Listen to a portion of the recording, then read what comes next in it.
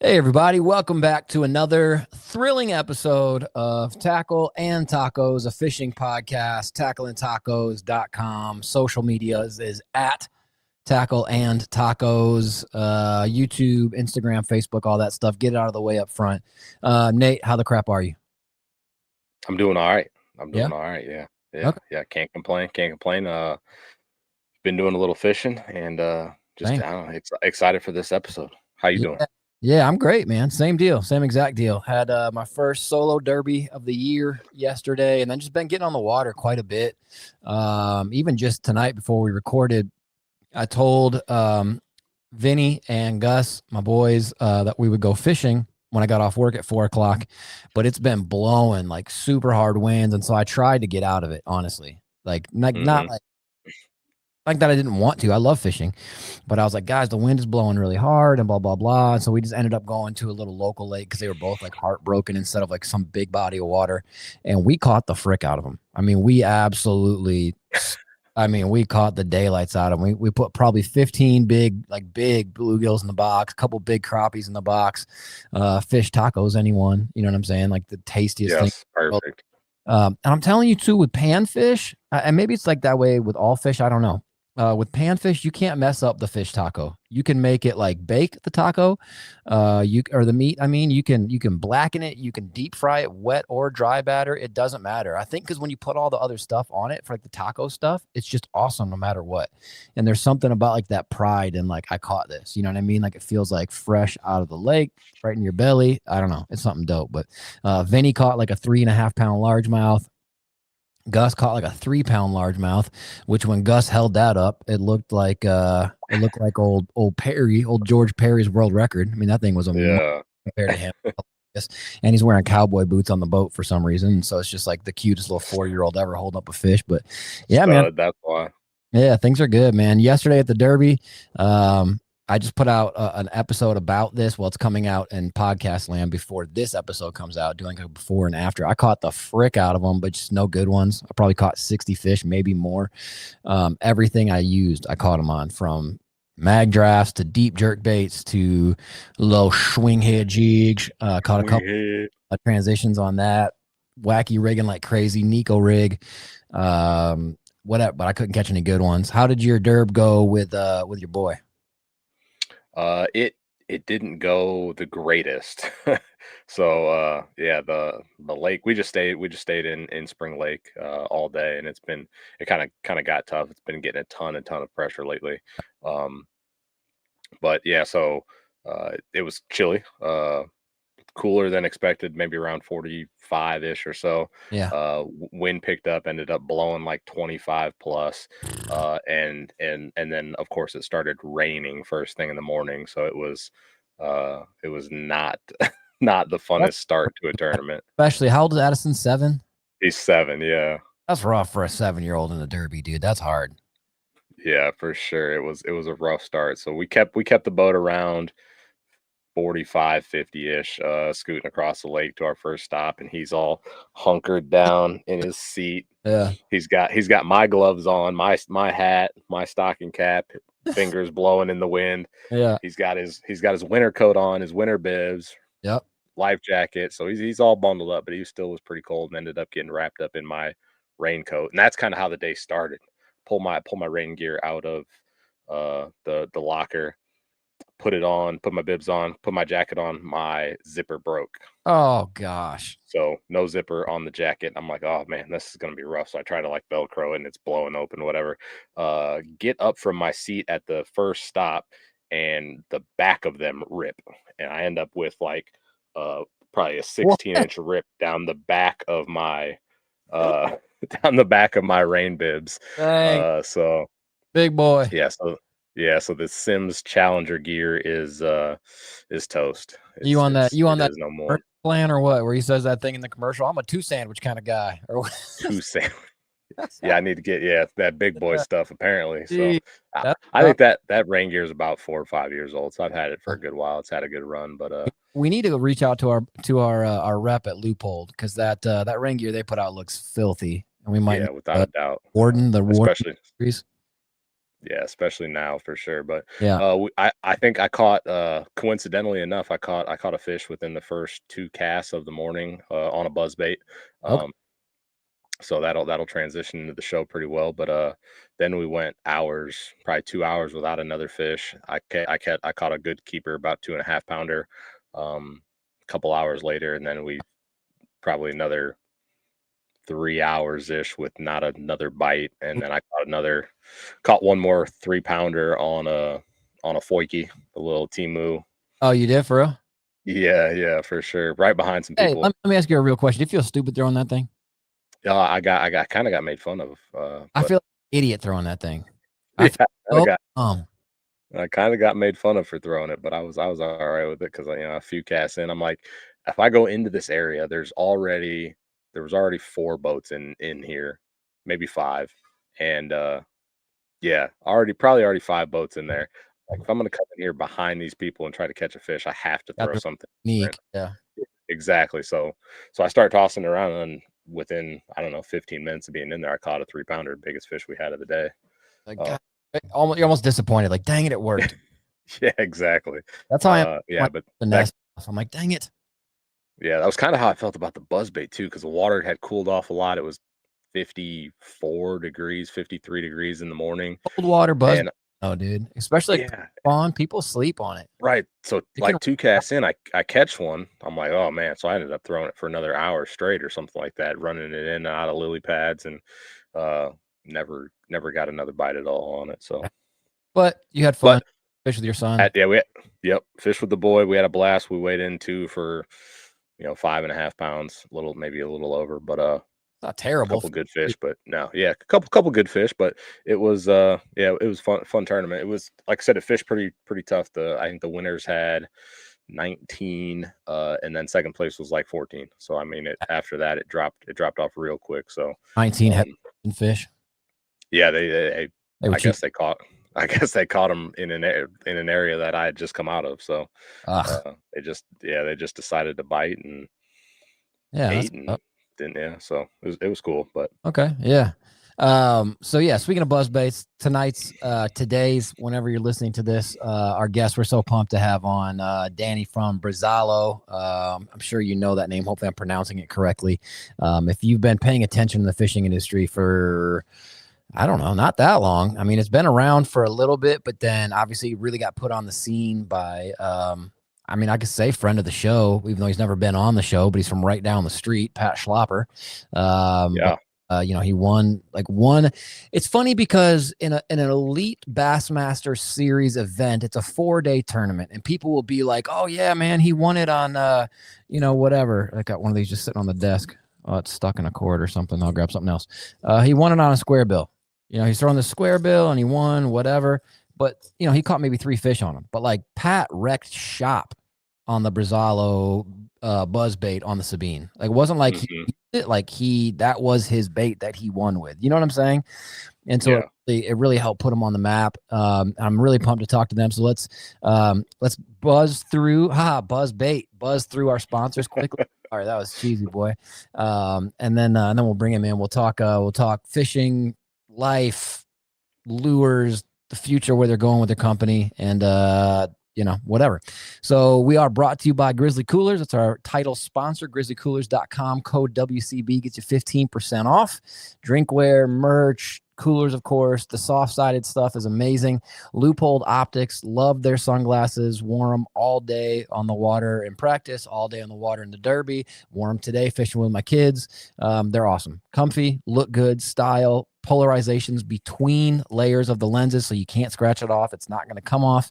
There's a reason that their team is so stacked, because they put out some awesome stuff. Denali Fishing. We love their stuff, denalifishing.com.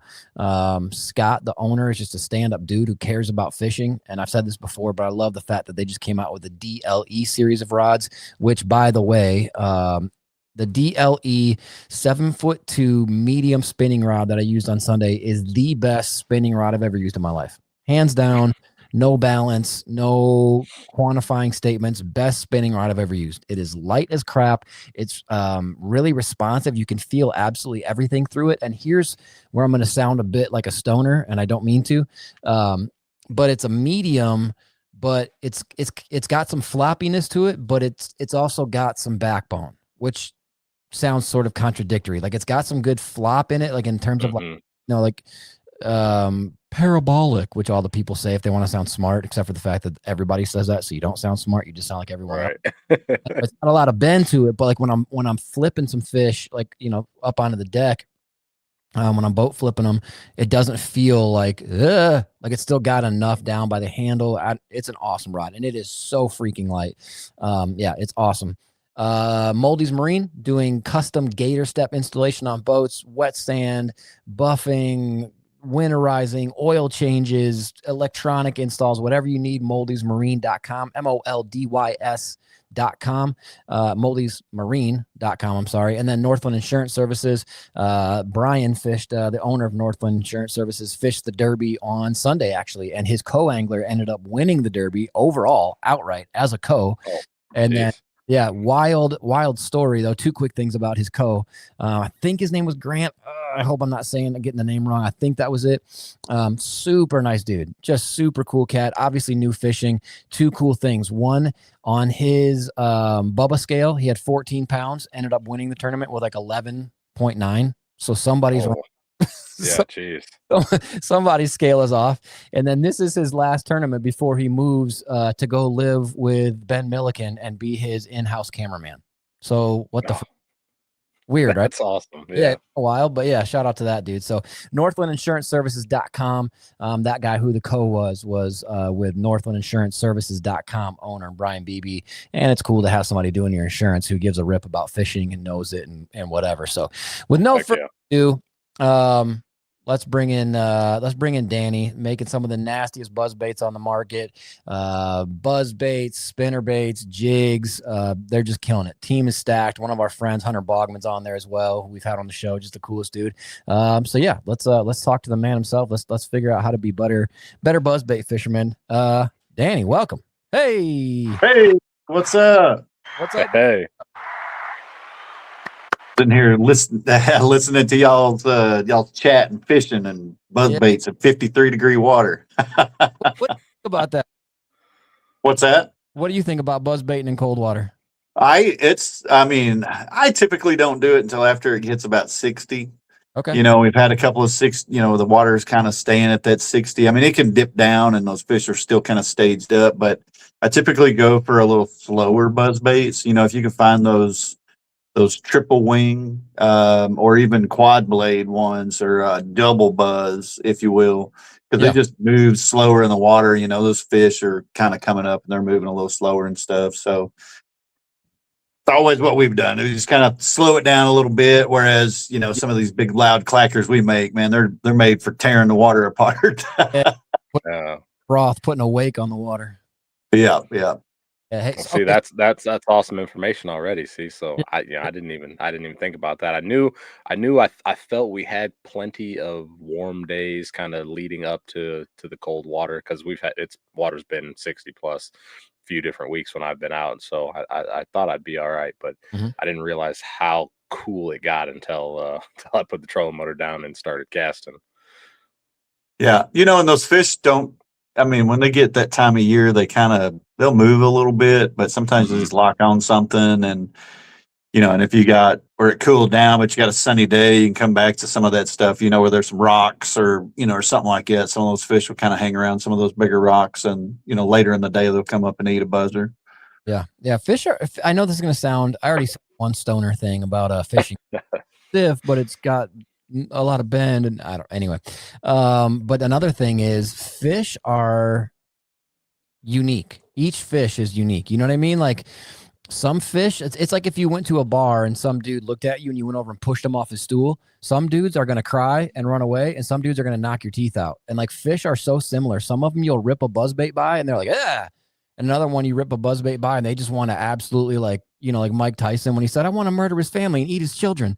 Like some of them just get so fired up. Like they're all just so unique. You know what I mean? And it's like, you can't really know for sure until you get out there. But like, you know what I'm saying? Like, it's just so weird to me how some fish in the same lake will all be totally different in how they respond to a certain lure. we always talk about stuff, like the temperature and the barometric pressure and the rain and the wind and all that kind of stuff. And I think it'd be neat to experience, like, be a fish for a day with all these changing waters, just to, so you could like see what that they go through. Yeah. With pressure changes and, because they're all affected by that stuff. So it's intriguing to me, it's like, our fit, and then we think, me and a buddy of mine, we fishing all the time. We feel like we're aliens, we're abducting these fish from their homes and we're holding them up, looking at them. What's going through these fish's mind? Be like you getting abducted out of your bed at the house and you're like get picked up by this big creature, and it's like, I can only imagine. I've never. That's an awesome. That's hilarious. That's an awesome stoner thing to say too. Yeah, because you're spot on. They got to be okay. So here's a total gear shift. Have you guys, either one of you, ever seen the movie? What the heck is it? That one with Will Smith, where it's like a post-apocalyptic movie where he's like trying to save the world and, gosh, dog, I can't remember. Legend. I Am Legend. Yeah. So in the book of that it was based on a book called Omega Man. And anyway, in the book, he's the bad guy, and those creatures are the good guys who got like all messed up, and they're just trying to figure out how to live. And this dude keeps coming into like their neighborhoods and like taking people away to do experiments on him. So like in the book though, or in the movie, Will Smith is the good guy because he's trying to save people. It's all perspective. It's all just sort of like how you look at it. And I've never thought of that. Yeah, fish got to be like, wait, and then they come out of that'd be like us going into the water because we can't breathe underwater. They can't breathe on land. Yeah, man. I'm gonna trip on that one for a while, Danny. That's a good one. There you go. Yeah. Okay, so first things first, brother. How do we properly pronounce Brazalo? Just like that, Brazalo. Hey. Perfect. Yeah, I was impressed. We've had it butchered pretty bad. Like, you have to have. People put extra letters in there. Like Brazalo. Brazalo, Brasilio. Hank Bass Geek was Brazaro. Oh, wow. Brazaro the bait wizard. Cool, as a matter of fact. I like that one. Yeah. So, it is, hey, I get it. We all come from different walks of life. We speak, like everybody has different little accents and stuff like that. So, yeah, it's all right. So if you would, man, number one, thank you for jumping on our show. We really appreciate you. Super. I appreciate y'all having me. Absolutely, brother. So walk us through a little bit, if you would. And I always tell people this when they've been on our show for the first time, be as specific or as vague, however you want to take it, but give us a bit of like your background in fishing, and then how you came to kind of where you are now. What made you want to start a company? Again, whatever detail you want to give us. So background, for me is, I've always been in logistics, so as far as work career and stuff like that, kind of grew up on a farm and got into trucking business. And that's what I pretty much did for most of my career through various companies, and the fishing part of it pretty much been, I grew up in Chicago, moved to Texas in 90.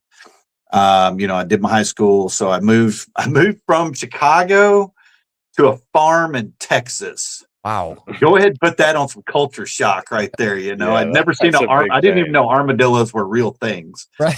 I saw one dead on the side of a road. Yeah. So we went from fishing the Fox River, wading out at Fox River, fishing, creeks and stuff like that when we were kids. And then we started fishing farm ponds and actually bass fishing, and farm pond stuff, which, we didn't know we were doing. We were just out there having a good time. And then in my later teens, I got to start going fishing at some lakes that were close to it. So it kind of got me hooked on, kind of doing that thing. Yeah.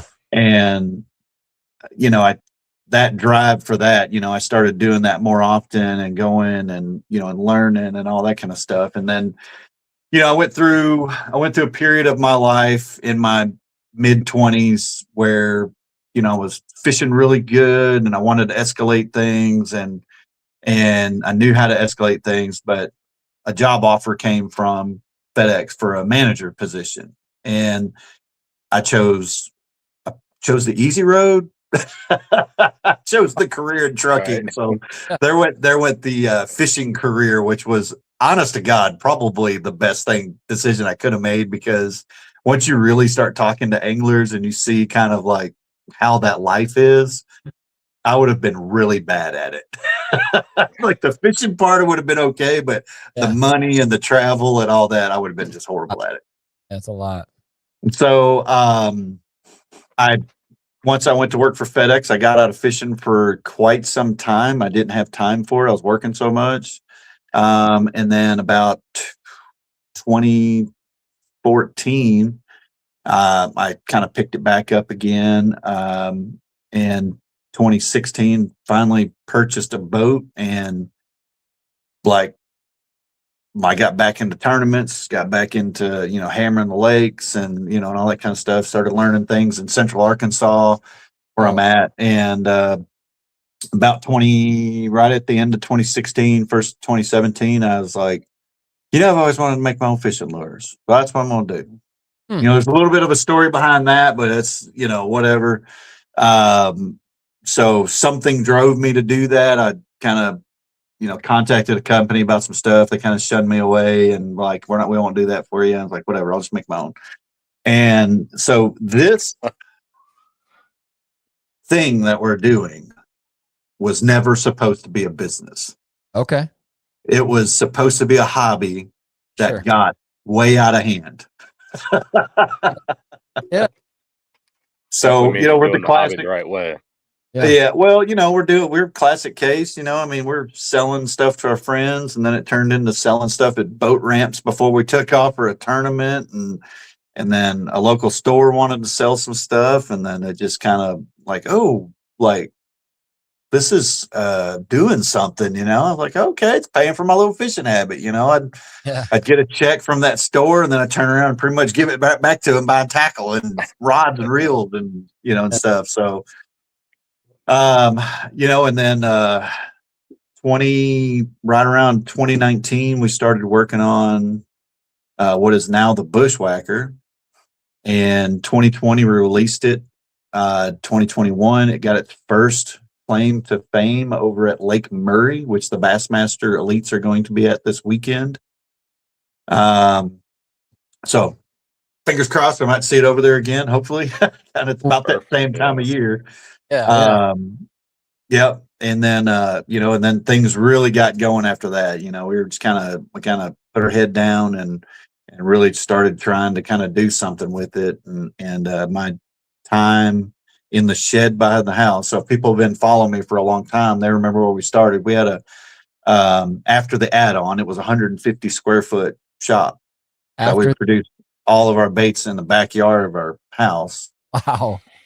And after we had a tornado in 2023, tore up a bunch of stuff around our neighborhood and this, that, and the other. So we moved to an actual location, a little bit away from the house. And it was good because it gave us a break to, kind of like go to work somewhere and then come home, instead of working around the clock and behind the shop and stuff. So, but yep, here we are, Patch Slopper last year, 2025, really opened some doors. It was really crazy event, something we weren't expecting at all. And then, so, here we are now in 26, and we're like still throwing coals on the fire and trying to find new ways to, bring new product out to people. Wow. Well, okay. A couple things. That's awesome. Yeah. Number one, that was awesome job of kind of retelling your life story in just a couple minutes. That was great. Number two, you said you didn't come out with the buzzbait till what, 2021? Is that what you said? It was early 2020, somewhere around 19 to 20. Okay. I can't remember it. I've had too many naps between then. So, but the Bushwhacker was out. Now, every one of those Bushwhackers, they're still hand built, but when I say those were hand built, like they started out as a coil of wire. Yeah. Yeah. we would order these big coils of wire, and late in the middle of the night in my neighborhood, I would literally go unravel like 100 feet of wire out, and it would go out across the front yard, across the road into the neighbor's yard, 100, 200 feet of wire, whatever. And we'd sit in there and literally cut these pieces of wire, just literally sit in there with side dikes, just sitting in there cutting them. And then we put all the bends in it, and hand poured them one at a time out of a hand mold. Wow. And then finished up, hand tied all of them and stuff like that. So, I mean, I've still got some original ones. I've still got some prototype ones. Like some of the first bushwhackers were some of the craziest stuff you ever saw. Some of them, they weren't really nothing like they are today. They actually started out with a glass bead on them. Okay. Oh, wow. And it has a really unique sound. Yeah. So the glass bead, some of the people that got the originals, they're still throwing them today. And then, so we went to a different manufacturer for the bead because we were going to be ordering a larger quantity of them. They weren't the same beads. And we started having breakage issues with them where they were literally splitting in half. They were just like splitting in half.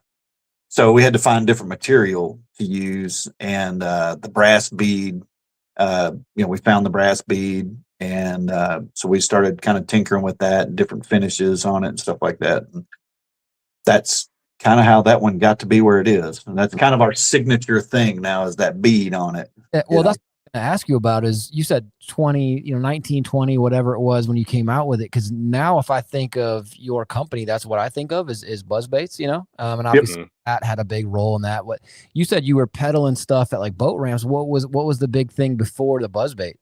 Oh, jigs, man. I was a jig dealer, man. I was, dude. Your car like a straight like drug. Look, dude, I've got one time I used to meet people on my way to work, like, hey man, can you meet me over at Sherwin-Williams or what? Oh yeah, and everybody's paying me cash, whatever. So I got little like 3x4 Ziploc bags that we had put these jigs in. Okay.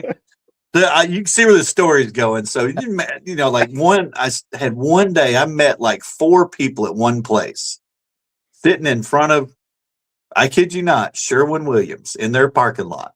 Because one of the guys was like going up there to pick up some stuff. And he's like, man, you meet me up there? I was like, yeah, it's cool. Call this for other people. It's like, hey, I'm going to be over here, blah, blah, blah, blah. It's raining out. Okay. Yeah. So what do? Roll the window down a little bit. Oh my God. Put these little baggies out the window, taking cash in the window. And I was sitting over there after I left. I was like that looked real. I bet that looked really bad. Really bad. It would have been funny though if the cops would have stopped you or something. They're like, what are you doing? Like, oh, I'm selling fishing lures. Like, oh, is that what you call it nowadays? Fishing lures? So it's like that was the last time I did that. So after that, it was we made different arrangements and stuff. Dealer. Oh my gosh, that needs to be a shirt or a hat or a something. For sure. Yeah, that's dope, dude. That's awesome. Would then walk us through a little bit. You said kind of the prototyping and the running spools of wire and all that, which is awesome. Unless Nate, did you have any questions about some of the background history story stuff before we go into? I really want to know about the development of the Buzzbait, but that's perfect. Yeah, we can definitely jump into the Buzzbait stuff. That's kind of where I was wanting to So, go with it anyway, the Bushwhacker is a multitude of different baits that I've thrown over the years. Okay. Different Buzzbaits, swim jigs, all kinds of stuff. So the overall, everything on that bait has purpose. The drop down in it has purpose, the hook, and all that stuff on that bait. And all bushwhackers all have the same measurements to them. Like from, like all of them are exactly the same. The only thing different is, we might change an adjustment for the C blade, which is a smaller blade we run on it, and the A blade, because the blades are, bigger, taller or shorter, so, but overall, like the hook and the wire and everything on those baits is exactly the same. So, I knew I wanted a drop down buzzbait because we fished a Cavatron for years. And then, when we couldn't get our hands on Cavatrons, well, we would take lunker lure buzzbaits or Strike King buzzbaits or whatever, and we would bend them. We'd take a pair of pliers and we'd bend them to put a little drop in them. And then, we would change the wire. Or we'd make the blade hit the wire and all kinds of stuff. We've drilled holes in them. We've wallered those things out. Yes, I use the word waller. I get teased about that, but to where basically a day of fishing was all a buzzbait was good for. Like when you got done with it at the end of the day, it was pretty much trash. Okay. Because we trashed it before we ever got to the lake. We weren't just holding them out the windows or taping them to our antennas. We were taking drills and files to them to make these things have different sounds. So I knew nothing about, not really anything about building baits. I'm pretty novice about it and all that kind of stuff. So we started, I had made a few of them. And the first ones I had this really long drop on it. Like it was like far, like 1.5 inch drop on it. Okay. Yeah. They ran so good. Really? And you would have fish hit it. You never even saw a boil on the water. Oh, sure. Like the line would just get tight. It was like, and the hookup ratio on it was ridiculous. That's kind of cool. But it got hung up on everything. It would get hung up on rocks. Like you'd go by a rock and that thing gets snagged on it. It was just like, we got to change something. And, and me and my buddy, he was like, dude, you don't need to change it at all, man. I was like, nah, man. So I need to fish a little bit better, which this was not a bait that we were going to let out to the public. This is something I was making for myself. Just being a buddy of mine. We're just, he's obviously he's getting the benefit. He's out throwing it. I'm building it. Hey, we need to change this, or we need to swap up this and and all that kind of stuff. Well, I was fishing a swim jig a lot, and the swim jig was from Talon. They don't make it anymore, but it has a drop down in it. No weed guard on it. And that bait would go through almost anything with no problem. Okay. So I was looking at it and I went, I wonder if I match that or get it really close to that. And I started really studying that bait, and, I took it apart and I really studied it and stuff like that. So I incorporated that drop down in there, and I matched the hook. So if you'll look at the Bushwhacker, the wire that the beads are sitting on and the hook are the exact same height. They're literally the exact same height. So that's there for a reason, because that wire, as little of it is there, acts like kind of a brush guard for it, if you will, because it'll help kick that little hook out of the way. Because that's why we didn't put a 5/0 hook in it, because the 5/0 actually got hung up a lot. The 3/0 ran flawless, but it was going to be hard for us to sell, or promote a buzzbait with a 3/0 hook in it of that size. So we went with the 4/0, and the 4/0 did really good. And then I got tired of having to tune the bait all the time, like clamp the bait. So, what we used to do with our buzz baits when they would get almost worn out, we were trying to get through the day with it, because you could tell, with us having on the wire, you keep clamping that down. And, it's just like I tell everybody, what happens when you take a coat hanger and you start wrenching on it back and forth? It's going to break. And that's where the buzz baits would always break. It was at the R bend, just like a spinnerbait does. So we used to take braid, and we tied the worst knots ever on it, but we had super glue, and we just wrap that stuff around there and tie a little square knot in it, put a lot of super glue on it, dip it in the water, because, super glue, when you add water to it, it instantly cures. And we'd have this big white blob of super glue on top of our baits. We're out throwing it out on Millwood, throwing it through grass and, and all that. Well, the bait would last longer. So I went, I'm going to tie all these. I'm just going to tie these. And I had a friend come over. He was tying them for me. And then I learned how to tie them, tie them nice and neat with a good whip finish on it and all that stuff. So I taught myself how to do that. And then that basically became the Bushwhacker. Wow. It was, we released it for the first time at the East Tennessee Fishing Show. That was the first time anybody ever saw it. And like, I didn't even know what to charge for the thing. I didn't know what to charge for a bait like that. So we threw $15 on it. I sold every one of them I had. Like, Wow. nobody even batted eye. But you know, I felt so bad about it when we actually started making them. Like, man, I want to do that, man. I was like $10, like $10. I got a lot of labor in that thing. So we sold it for $10 and we still sell it for $10. Like, literally the original Bushwhacker is still $10. And that's what it originally started with, you know, 6-7 years ago is the original price of it. So we've stayed true. We try and build like a high quality product for average everyday fishermen. You know, like it's tournament grade quality. Obviously, it's proven itself. Yeah. But that, you know, weekend anglers, whether you're fishing a pond or you're fishing your local, you know, regional events and stuff like that bait's going to perform for you.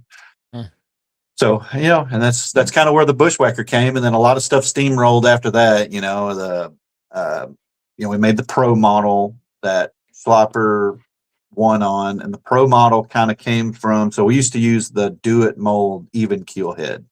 Okay. That's what the Bushwhacker started out with. Well, what we were doing with it was grinding the sides of it off and grinding the bottom of it. So it was just basically a square. And then we'd put the frogs all the way over the body. And Evan Barnes and me were doing that with it. And that's what he was doing. You know, when people saw that buzzbait on the Murray event in 21 for FLW, they noticed that the frog is pushed all the way up over the head. Well, that's what he was doing.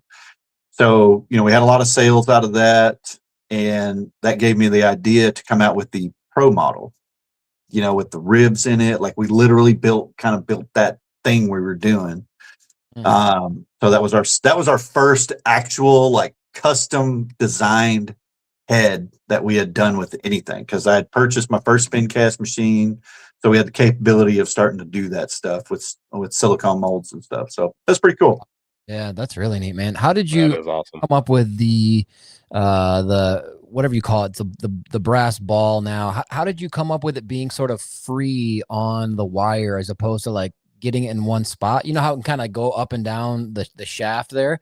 How did that come about? Because in my brain, you'd think you'd want it in one spot, but obviously the proof's in the pudding. You guys are absolutely killing it. How did you develop that? We messed around with some stuff like to try and keep it fixed.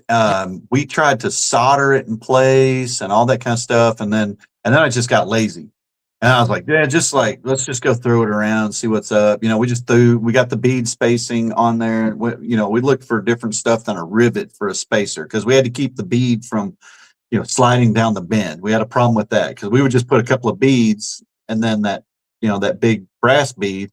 Well, after that bait stretches or gets flexed, well, if those beads would fall down, well, now the bait's completely out of tune. There's no way to put it back in tune. So, you know, we put the rivet on there and crimped the rivet down so it wouldn't move. And then what we noticed was the more we threw those buzz baits, the sound changes on those, because, you know, you've got an aluminum blade hitting a solid brass bead. So the softest metal is going to lose, which is the aluminum blade. So what it does is, and people, if they're watching and they have buzzbaits they've had for a while, you'll see this cup start to form where the aluminum is literally getting folded over in the shape of that bead. And then what it started doing was kicking that bead out of the way. Like, you'd have one side of that blade had a lot sharper, or however you tuned it, and it would push the bead, it would kick the bead out of the way. And then before the water pressure could pull it back, the blade has already made another rotation. So what ends up happening is that buzzbait starts to sound like a Harley Davidson coming across the water. You know, it's not this constant tick, tick, tick, tick, tick, tick, tick, tick. You get this tick, tick, tick, tick, tick, tick, tick, tick, tick, tick, tick, tick, tick, tick, you know, when it's coming across the water. So it gets this really unique sound.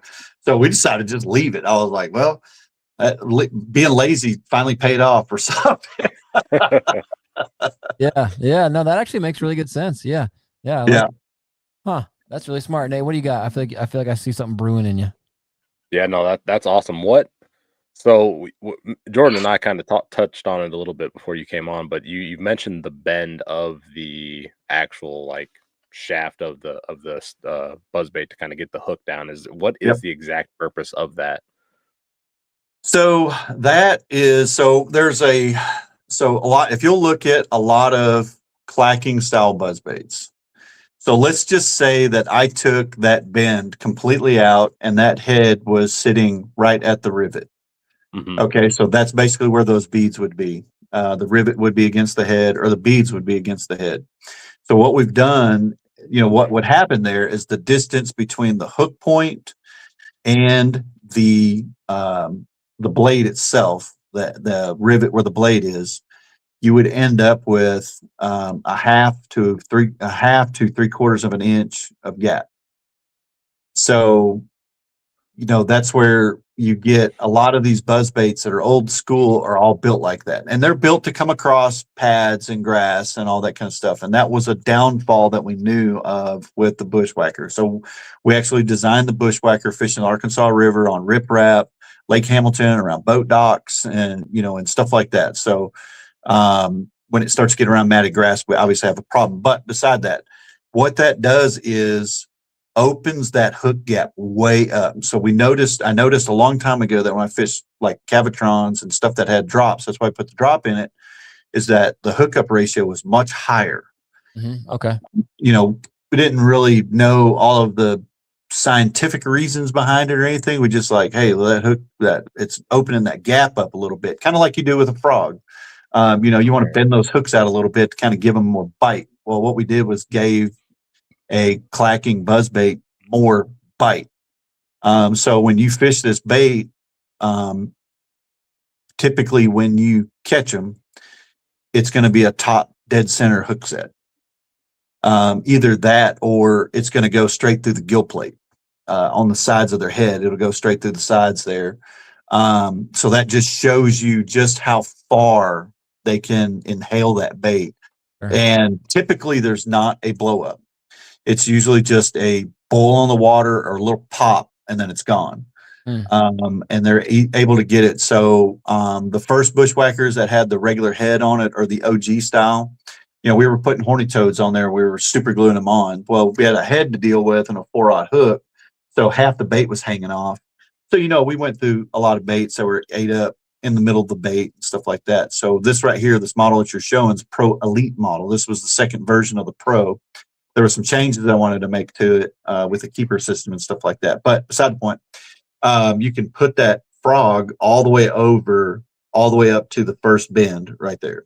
And what that does is that shifts that hook even further back on a large 4 1/4 inch bait, like a horny toad or a BF toad or something like that.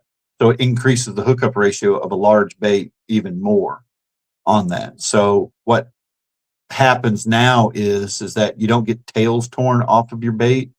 You literally get the head of the frog stripped off and demolished. They start getting it all the way, and you'll have teeth marks all the way up there on the top of that bait. And then you said the difference on that one, and let me pull it up, like the one like Schlopper's running. Let me see if I can find it real quick. Is that you go right past the whole, like you put the whole thing like this.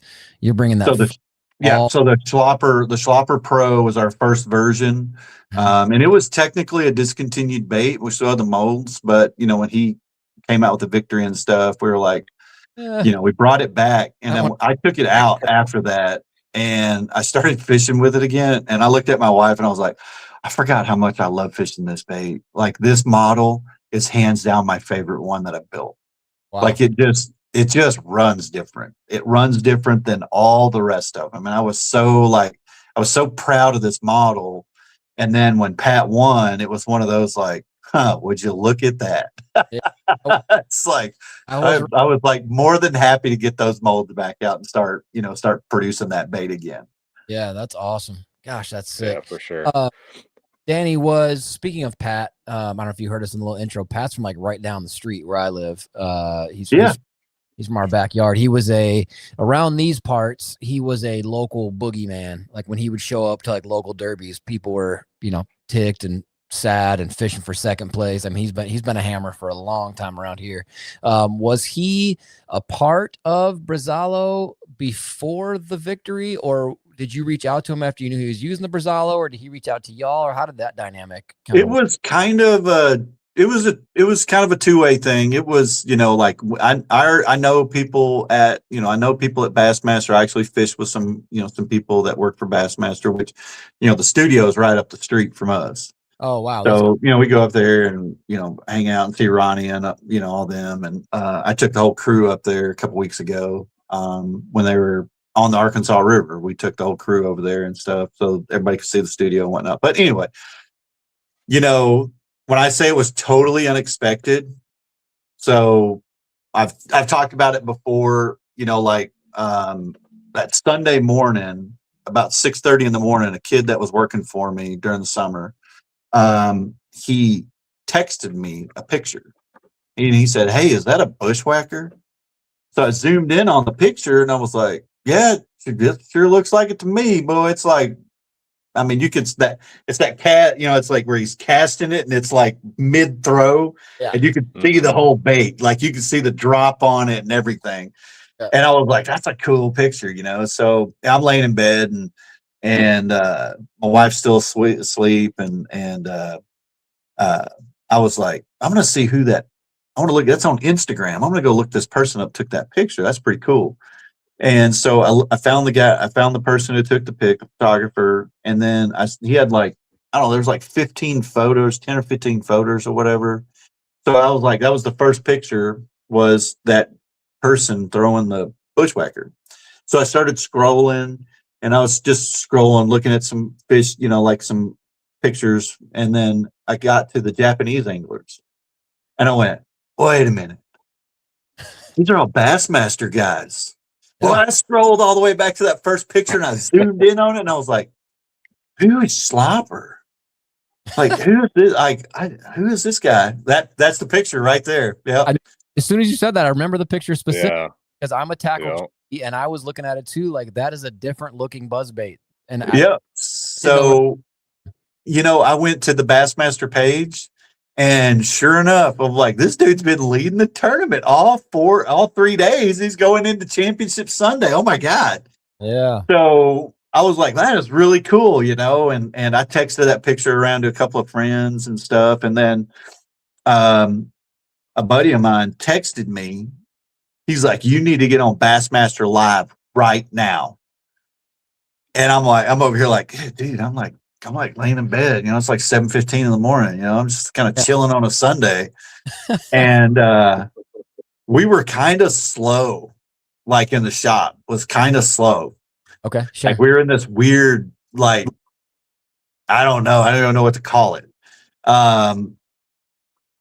Anyway, 7:15, he's texting me, and all of a sudden I get a video from him, and he had recorded his television with his phone, and it was basically that little clip, like, hey, this is my favorite buzzbait, blah blah blah, it's made by Brazalo Custom, you know. And he's like, hey, Brazalo, if you're watching, let's do something.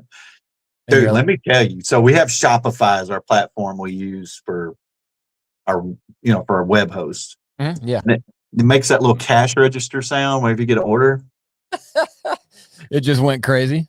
Bro, it couldn't even catch up. It wore my battery down on my phone. By 9:30, I had half battery life on my phone, and I just took it off an hour before. My wife wakes up. She's like, babe, stop whatever you're doing. I was like, I can't shut it off.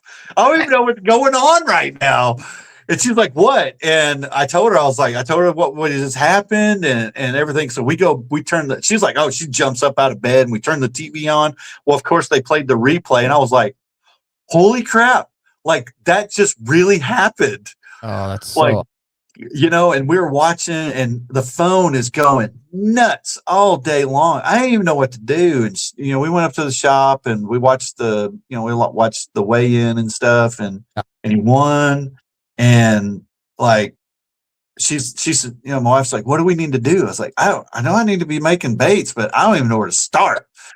So, yeah, it was just, I don't know. It was like, you know, just kind of one of those blessings that you don't ever see coming. It's just, sure, you know, and then it just kept going, and then it got crazy for a while, and then we started getting things under control, and I think we handled it very well. Obviously, you know, everybody's like, well, you were so prepared for that. And I was like, oh, I was not prepared. Yeah. I was walking around with the proverbial, fire extinguisher, I was like, all right, where's one going to pop up now? I was like, we're just running into one problem after the other.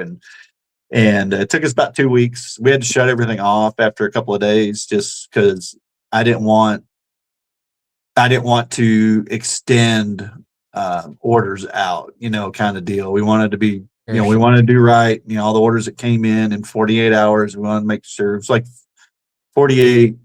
I was a little more than that. It was, it was almost 3 days worth of orders that came in. So, 72 hours worth of stuff. And so we shut everything off. Like, hey, we're, if you guys got it, great. Just if you didn't, just hit the email for, let it be notified when everything comes back in. We're just trying to get caught up. We've got product. The guy get caught up, because we're building these things kind of as we're going. Because, there's people that were ordering like 10 and 20 of them at a time. Oh my gosh. And we keep, at that time we kept a couple thousand various models like on the shelf. And when you ordered it, we kind of custom build it for you. You're able to, pick the bait you want and pick the blade you want, and all that kind of stuff. So we kind of could just custom build it for you right there. Well, that wasn't the greatest idea when I think we had some, like in a week's time, we had like some 1,700 orders in a week. Oh my God. And so you go from a company that usually gets, at that time we were getting, I don't know, 100, 150 orders a week, plus retail and stuff.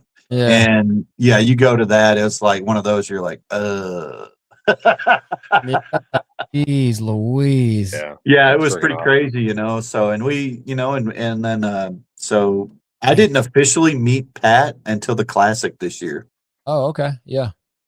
So I officially, like, face to face met him for the first time at the Classic. So he hung out at the booth for a little bit, and signed some baits for some folks and, and all that kind of stuff. So it was a good time. Great guy, man. Just, for sure. Like, down to earth dude. From what we know of him and stuff like that, he's been just, 100% with us. And, so yeah, it was an awesome experience. So, and wow. Yeah. I remember specifically, Danny, when let's see if I can find it really quick. I remember when Bassmaster did this, like when they did the whole, like, how they do that thing after tournaments where they do like the top tackle, and that's when it gets into like the nitty gritty. And I've talked to a couple pros who are like, I wish they wouldn't do that top tackle thing, because everybody wants everything to be a secret. Like everybody wants a secret spot or a secret lure or a secret whatever.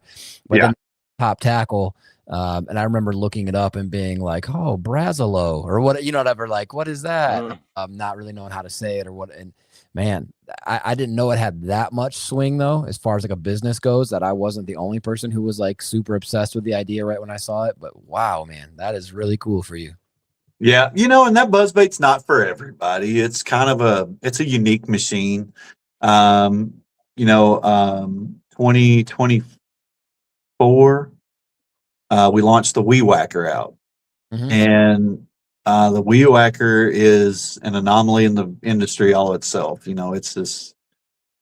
is a insane fish catching machine that when we launched it, it took off like immediately kind of thing. So we almost caught lightning in a bottle twice last year.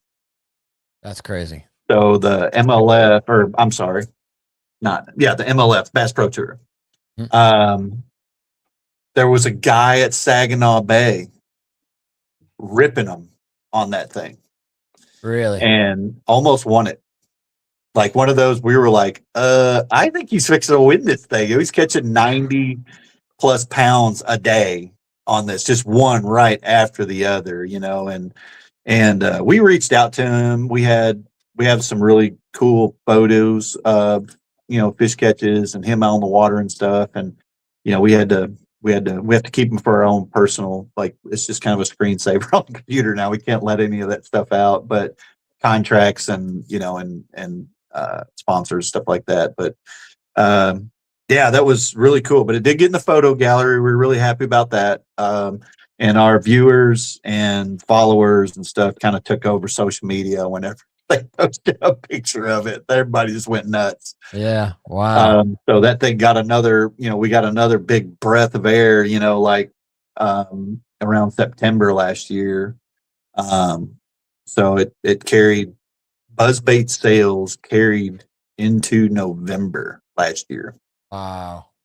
So it was really wild. Even Tackle Warehouse was calling us, and they're like, this never happens. Like, we don't usually around the end of August we stop selling Buzzbaits, and you are literally a driving force over here right now." And I was like, "Well, cool. Yeah. Thanks. Let's keep the ball rolling. Let's do some cool stuff. So yeah, it's been really crazy. We've got some new stuff coming up. We've been doing some partnerships. I think I can say that. We've been doing some partnerships. Last year, we relaunched our strutter, our bladed jig. Yeah.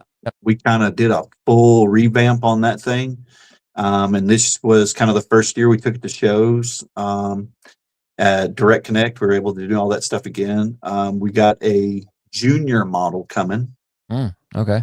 So that's going to be cool. And the Weed Whacker has a twin coming out. So we've got a skirted version. Snap.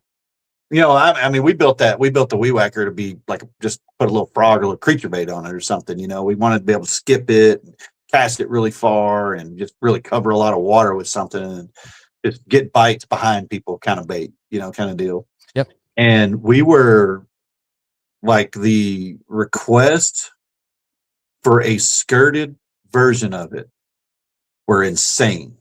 Like, I was blown away, like, by how many people wanted a skirt on it. And we were like, okay. So that's what we did. And we started pouring it. We actually started pouring it today. We finally got everything in for it. We started pouring it today.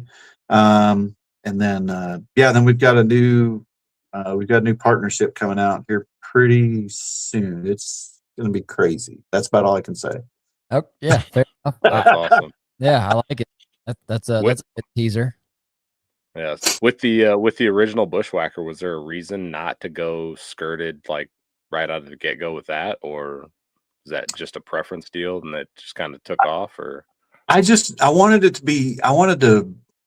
ran creature baits on it and stuff because we used to run skirts on everything, and then when we lived in a hole in the wall down there where we were, in Millwood and stuff, but reading Bassmaster, I still read my Bassmaster magazines. So if you don't read your Bassmaster magazine, you might be missing out on something this month. Hint.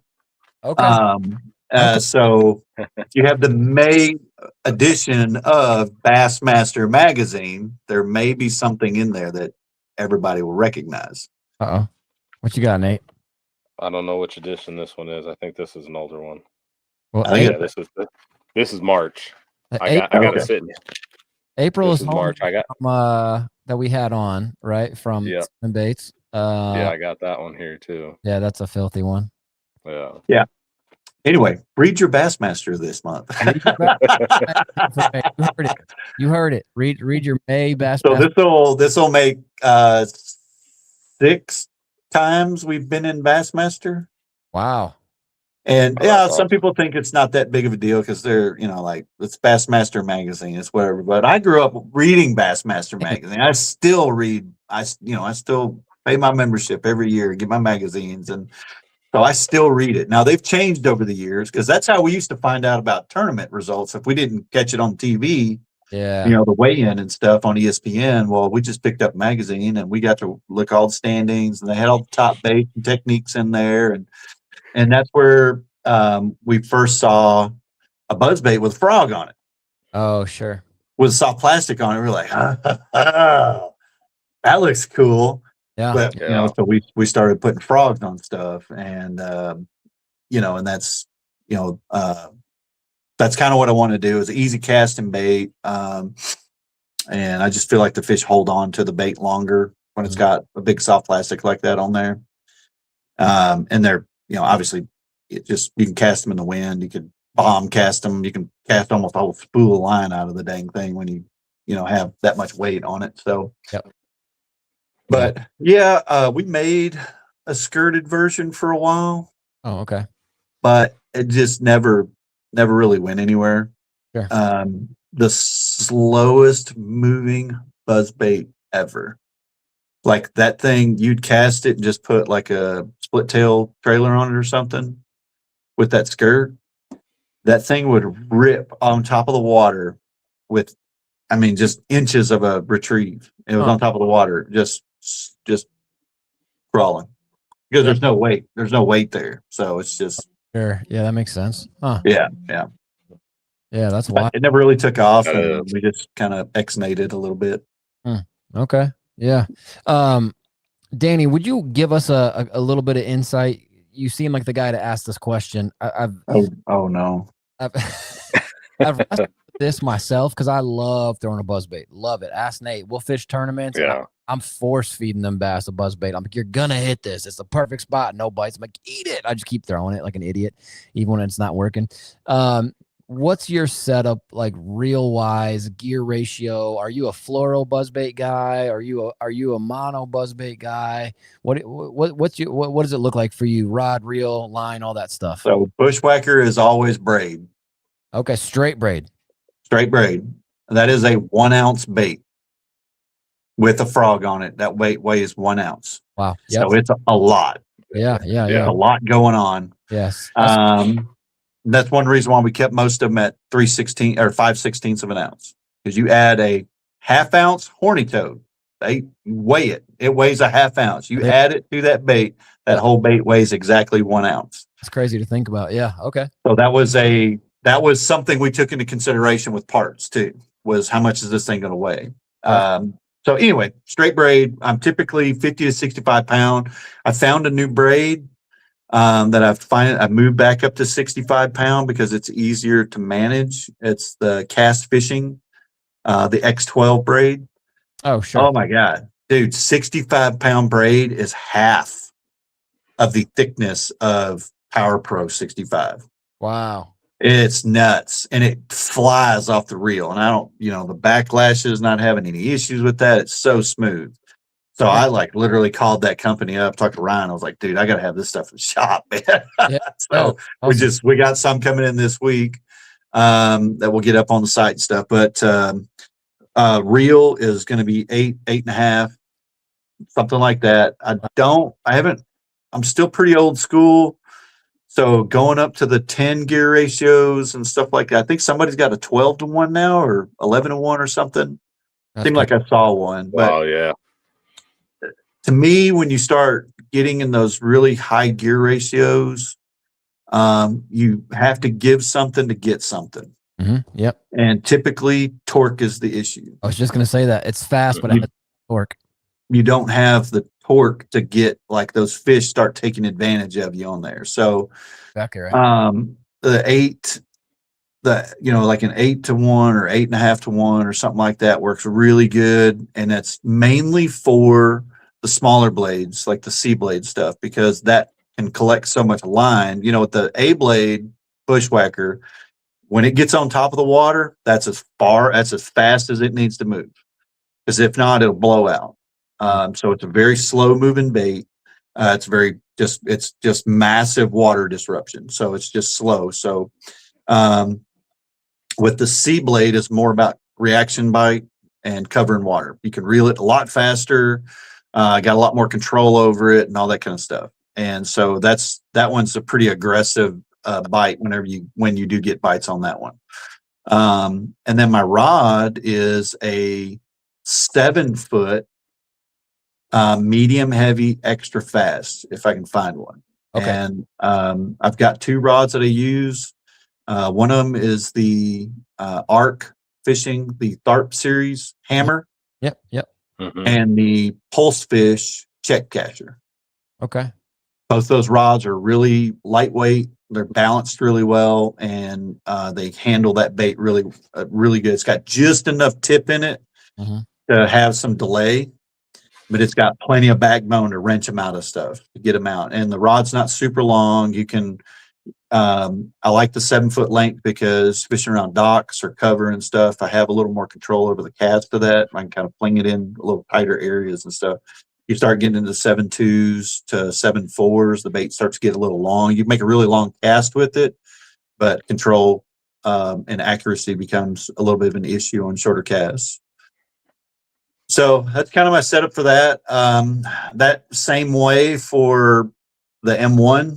And then the Weed Whacker is I throw it on a crankbait rod Okay. with 17-pound fluoro and 7.3 or faster reel on that one. Okay. So you are a fluoro guy? On the Weed Whacker, yes. Weed Whacker, at least, yeah. Okay. I've just heard the debate so much about what line to use on a buzzbait. Oh, you want to use fluoro, fluoro sinks, and blah blah blah. And some people say it works better with the sinking line. And well, so on fluoro, what is a buzzbait doing? You're retrieving a buzzbait on constant speed across the top of the water. So where is the line at all the time? Yeah. Definitely not sinking. Right. Yeah. It's not bowing down under your. No, it's not. It's you've got it. It's tight. There's resistance there. It's tight. It's not going to sink at all. It's it stays up on top of the water. Mm-hmm. So I kind of debunk that with everybody. I don't get into the whole fluoro mono thing. I really don't get into that. I still throw my crankbaits on mono because it's like you're retrieving it at such a rate that typically my cast, the bait's not going to get down to, if I'm going to get an extra 6 inches out of it or something like that, I'm not that worried about it. Yeah, absolutely. Yeah. So, but yeah, that's the 17-pound. I have, so I skip that bait a lot, and the fluoro just comes off easier. Like Sunline, I use Sunline shooter, and it comes off the spool a lot easier, more smooth, and I've got more control over it than I do with braid. When I'm throwing that thing underneath cover or docks and stuff like that. So the fluoro just handles better. Plus, with the rod, the whole thing's working together on that. So 17 is kind of my line of choice for the Weed Whacker. Okay. Yeah. I love the idea of whacker because it seems like even on like the Baby Jack or the what's that other one, like the Mini Max, the Chatterbait Mini Max, yeah. That same kind of action in a compact size, it just gets annihilated. I mean, it just gets smoked, and it makes sense on the Weed Whacker, something unique that I think the fish maybe haven't seen, but they have, but it's different enough. Yeah, I think that's brilliant, man. Yeah, and there's really only 2 tips I give for people whenever they're throwing buzzbaits. I can't catch fish on them, or I always miss fish on it. That's like, how do I stop doing that? So if you're not catching fish on a buzzbait and they're eating a buzzbait, you just need to put it in your hand longer. You need to have a little more faith in it. Change different buzzbait. Put that bait where you don't think it needs to be. If you're not attempting to lose your fishing tackle, you're not trying to catch fish. Yeah, that's exactly right. That is a good point, yeah. I had a guy, old timer, a long time ago, told me. He said, "Man, when you throwing that buzzbait," he said, "after you make your cast." I said, "Yeah." And he said, "You start reeling it?" I said, "He goes, look for your next cast." And I was like, "What?" He said, "Just do it." So I'm out there throwing around pad flats and stuff, and you make that cast out there and you get the retrieve going, and then you start looking for your next cast. Well, what happens when something blows up on it? There's delay time. You're reeling, you hear the explosion, you turn, bait's gone, you set the hook. That fish has that bait. No doubt. You're not going to yank that thing away from them. That's really good. Where if you're coming by a piece of cover and you're watching that bait and that explosion happens, much like a frog or a torpedo or something like that, you're going to rip that thing unless you have that mental, like you can just let that bait get eaten. That's why I tell everybody, just go look for your next cast while you're retrieving that. And typically you're going to land that fish every single time. Yeah, that is really good advice. Yeah, that's an awesome tip. Yeah, that's really good. A few more questions I got for you. Number one, Danny, why the pink blade? Where'd that come from? Dude, the pink blade has been around for a long time. Like if you go on our website, we had a pink bushwhacker on here for years. Really? And we sell them every now and then. We keep, we typically keep a couple of hundred of the blades in stock. They'll last us a year, year and a half or whatever. Okay. And it's kind of like a stained water, river kind of thing.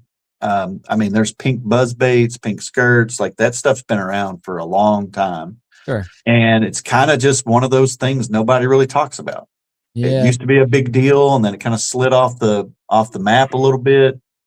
And then, when we saw the elites over there at Arkansas River, obviously everybody saw a pink buzzbait getting demolished on top of the water. Mhm. Yeah. And, and we're here on the Arkansas River, where's that thing is 5 minutes from my shop, and I was like, oh, it was just like one static post. Like, if you know about this thing. And we were talking about the pink blade. We were talking about the buzzbait itself. We were just talking about the pink blade. And so there were so many local people who were like, bro, I wish he wouldn't have done that. Right. And I was like, hey, we put up a 8-second video, like blowing on that buzzbait. It was just like, it was just gangbusters. It was like nobody had ever seen a pink bladed buzzbait before. Yeah. And, this thing's been around for years and years. Yeah. So, yeah, it was kind of wild how that unfolded. It went way further than I ever thought it would. That's awesome. Yeah. Do you believe, Danny, in some of I remember as a kid, when I first started getting bit on a buzzbait, it was like, I don't know if you ever did this as a kid, like when you were in Texas and stuff, but when you get onto a certain kind of bite, you get obsessed with that bite, and you just I just wanted to know everything about it. And like you said, you'd read the Bassmaster magazines. I would read that. I would read, I don't even think it's a thing anymore. If y'all remember the North American Fisherman Club. The little chrome stickers that everybody had on their tackle boxes, and Yep. NAF life member and all that. I remember reading in a NAFC, I might even still have it, one from like early 2000, like 03 maybe something. And there's all these tricks about how to make your buzzbait noisier. Run it under cold water before you go fish with it. Hold it out the truck window as you're going to the first spot. Let it just work in, or put sawdust on the rivet, or crimp this. Or do you believe in any of that stuff, or you just go throw it? No, some of it I do. Now I build these buzzbaits and they make so much racket, and we've messed with the wire so much, like a lot of that. And we do a lot of, we crimp the rivets on them, and, the wire is very unique to that bait. So it gives it a little bit of a chirp. Sure. So there's not really a whole lot that needs to be done to a bushwhacker, but like when I'm throwing a regular buzzbait, the drill comes out. I'm like sanding on stuff. Like I'll work one over like big time. I've done some TikTok videos and stuff doing that, where I'm like, hey, I don't care. You're going to throw somebody else's buzzbait, whatever. I'm going to show you like how to make this thing sound wow. Yeah. And we did several videos on that. The clacker style that's up that hits the top of the blade. Mm-hmm. Yep. So we used to modify those. We used to cut those off and bend the blade. We'd curve them. We'd make them curve, and then we would shave them. We'd cut them off to where they were barely clicking the blade, and then we would shave them down like a sharp kind of, like we would sharpen them like we would a knife. Wow. Okay. And instead of this loud clack that came through the water, it was more of this ticking sound. Because the water is holding that flap in place, and that blade's coming by there slapping it. Well, that little wing that was on there was now curved, so when the blade comes by, it's more of a smooth motion going by instead of hitting a flat surface. Sure. So instead of that pat pat pat pat, it was more like tick tick tick tick tick tick coming across the water. And it was just something different. And I don't know if it helped me catch fish, but it sure made me feel cool on the water. That's half the game, dude. That's half the game. Hey, Nate, take over for 2 seconds. For sure. I think I can find that magazine. Give me 2 seconds. This is so unprofessional. Give me 2 seconds. Yeah, heck yeah. So it seems like things are going pretty well with Brazalo and what you guys are doing. Do you have a storefront now there at the shop? Is that you sell a bunch of other stuff? Yeah, kind of. Ideal? Yeah, we've kind of got a storefront over here. It's it's just couple hundred, it's about 500 square feet, and it's basically back stock for everything that's on the website. We carry a bunch of people's soft plastics and some other baits and stuff. And we had a lot of people over the years have wanted to come to the shop to get stuff made, or they wanted to come hang out and see kind of how stuff got made, or just, hanging out in a bait shop is just kind of cool, Absolutely. And so that kind of like progressed as time went on, and we've slowly built, our website to have other people's products. But almost everything that's on our website that's not ours, if you really look at it and then you think about what we make, almost everything that is on the website complements a bait that we make. Oh, that's smart. For sure. So, we're helping out other bait companies that support us and that we really like their product. We look for, really unique stuff, that people have crafted and put a lot of time and innovation into, whether it's a black label CP crawl or a Burtec cranking bug, or something like that, so we want to help. Our social media platform grew really well when TikTok was at its peak, kind of, so to speak, I guess. So we were promoting other companies, and, it was just a way for us to kind of help give back to the community, I guess. We were getting all this love out in the community. Well, we wanted to give some of that love back and help, some of these, companies that are rising up and trying to come up. So, we kind of helped them out with that platform. And there's some companies that I think we were the first ones to ever like show them on social media whatsoever. Just walking around trade shows. And I've only had one company that has like completely sucked me into their bait tank. Okay.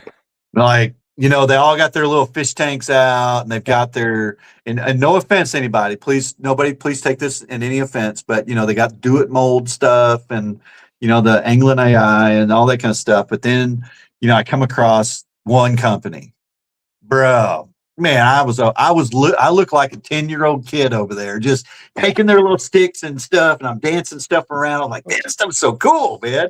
And I bought so much of it. And then I got back, started talking about them. They had just kind of started up, and they were kind of local kind of thing. And then like we started putting out we started like showing off this really cool product they had, these craws they had, the worms they had and stuff, and the innovation they were putting in it, the thought they were putting in it. And so there was people that saw me over there. They didn't want to bother me because I was like so sucked into that thing. That was Burtec bait. Okay. Out of Tennessee. Mm-hmm. Dude, they've got some of the coolest soft plastics, man. It's just like, and it's not anything crazy. It's not anything like crazy where you would look at it and be like, I don't know how to fish with that. It's literally stuff where you're like, I know how to fish with that. Yeah. Yeah, that's sweet. They've got a worm. They've got a big 10-inch finesse worm that will literally lift a 5/0 hook off the bottom of the water, of the lake. They quit fishing shaky heads after they got through building that, because that bait would literally stand up every single time like that. And it was a lot to do with the hollow cavity that they had in the tail on it. And I thought that was really cool. So we started stocking them up, man. We stocked them up in the shop, and we're just we still show off that stuff, man. We've got like on their baits, we have every color that they make kind of stuff. So we enjoy meeting other companies and working with them and showing off cool product and stuff like that. So I'm still a tackle junkie. I still buy other people's stuff, even if it's stuff that I make. I still buy it because I'm like, that's cool, man. That's really cool. I want to go fish with it. Oh, I love that. That's that makes awesome. that makes me want to buy your stuff more, don't you think, Nate? Oh, without a doubt, yeah. Yeah. A fish guy. And Burtec, if anybody's listening or watching, Burtec is Burtek, which you can get at BrazaloCustomLures.com. But yeah, that's the company he's talking about. Like he said, when it looks fishy without being like weird. It doesn't look gimmicky or goofy. Like it looks legit. Look, I did find that magazine. So it's from a little later than I thought. It's '08 North American Fishing. I don't know if you can see this dude on the cover looking like he just got done filing your taxes for you. And then he's got a buzzbait fish with a double buzz on it. And then what's crazy in here, and I've never done this, but maybe it's like a sneaky thing, or maybe nobody even does it. But in the article, they got a buzzbait rigged up to a tube. You ever done that, Danny? Oh yeah, dude. I've talked to some people that have done that. They talk about doing that all the time. Yeah. Old school. And then on the next page is a spam ad, but we won't talk. But that's good right there. That thing, hey, that stuff better be fried crispy and have lots of mustard on it. Yeah, I can't eat it straight. National food of Hawaii or something. But yeah, that was kind of cool. A buzzbait magazine from 2008. It's pretty rad. Yeah, the double buzz, kind of like you're talking about. That guy had that double buzz in his hand. Yeah. So we built one for Tackle Warehouse. Kind of brought that back.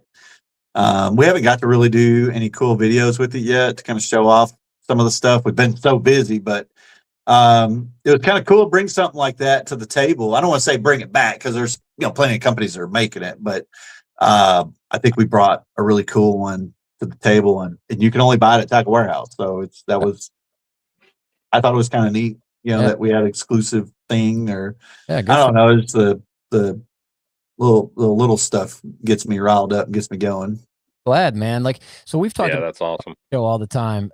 Danny, one of my favorite fishermen out there. Some people love him, some people hate him. He's pretty polarizing, but is Mike Iaconelli. And people always say, every fish that Ike hooks into is like, oh, good one. And then he gets up to the boat and it's like 14 inches or whatever. But like, you can hate on him all you want, but I love the fact that he's still an absolute like fiend for bass fishing. Like every bite's a giant. Every time he hooks one, he's excited. I don't ever want to lose that, So if you're still feeling that way about putting your products out, yeah, awesome, man. Good. Yeah, Mike's an awesome guy, man. I've got to sit down and talk with him several times, and cool story with him. We had the Diamond Drive over here in 2011. Here in Arkansas on the river. And I was walking around with a boat paddle trying to get pros to sign it.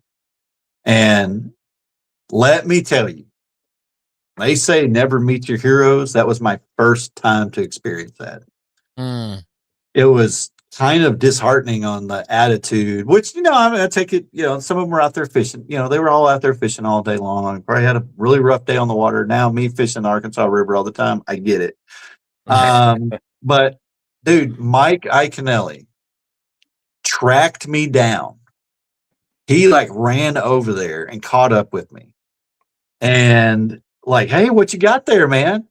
And I was like, oh my God, it's Iaconelli. And I was like, hey, we're just getting people to sign. He signed his name on there, like super big on the boat paddle. That's awesome. And just sat over there and we talked fishing and all that. And ever since then, like, I was already a fan, but I turned into a super fan. It was like one of those, like, you did it, bro. You are like, that was above and beyond kind of deal. I got to meet, Danny Brower won that tournament, and somehow I was hanging out backstage with everybody behind the cameras and all that. So I got to meet Ish Monroe. And if you guys haven't got to meet Ish Monroe and really sit down and talk to him, he is a very just down to earth, awesome guy.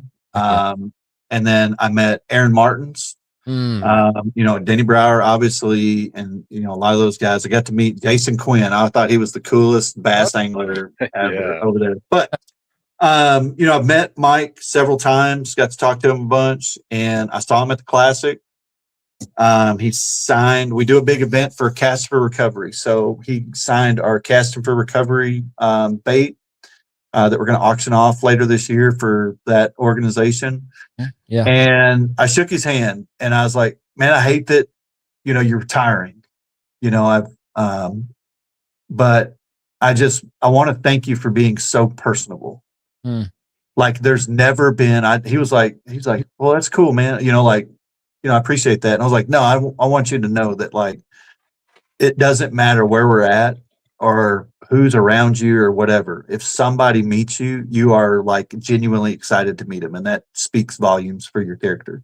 So I was like, yeah, that's awesome. We need more people like Mike in the fish industry.